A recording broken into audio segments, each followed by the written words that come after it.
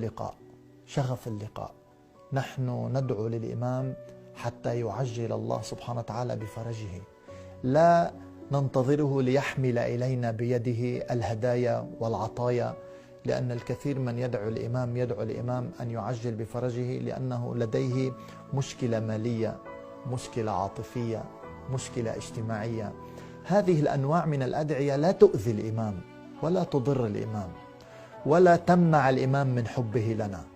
ولا تغير نظرته تجاهنا، ولكن يأمل الإمام دائما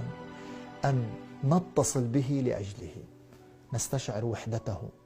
ونستشعر غربته ونستشعر وحشته